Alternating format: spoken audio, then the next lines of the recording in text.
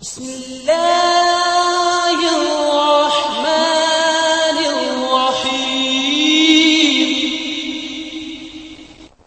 السلام علیکم دوستو، آج ہم آپ کو ایک ایسا واقعہ بتائیں گے حضرت عمر فاروق رضی اللہ عنہ اور ایک جن سے کشتی کا۔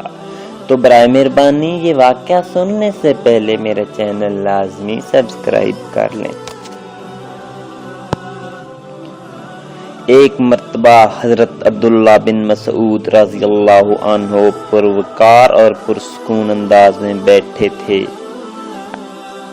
آپ رضی اللہ عنہ کو ارد گرد صحابہ و تابعین رضوان اللہ اجمعین کی ایک جماعت بیٹھی ہوئی تھی۔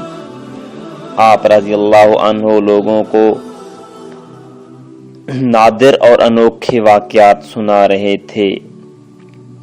اسی اثناء میں آپ رضی اللہ عنہ نے فرمایا، رسول اکرم صلی اللہ علیہ وآلہ وسلم کے ایک صحابی رضی اللہ عنہ کی مدینہ کی کسی گلی میں ایک جن سے ملاقات ہو گئی۔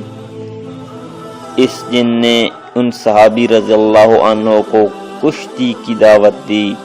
چنانچہ ان کی کشتی ہوئی تو ان صحابی رضی اللہ عنہ نے اس جن کو پچھاڑ دیا۔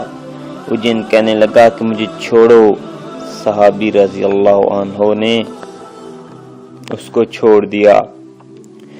پھر اس جن نے کہا کہ اب دوبارہ کشتی ہو جائے۔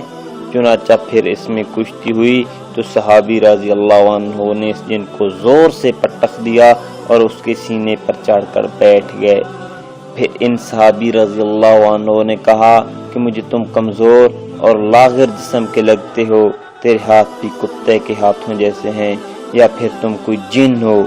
جن نے کہا ہاں خدا کی قسم میں جنوں میں سے ہوں۔ صحابی رضی اللہ عنہ نے فرمایا میں تمہیں اس وقت تک نہیں چھوڑوں گا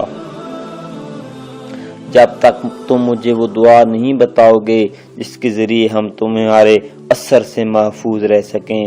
اس جن نے کہا وہ آیت الکرسی ہے۔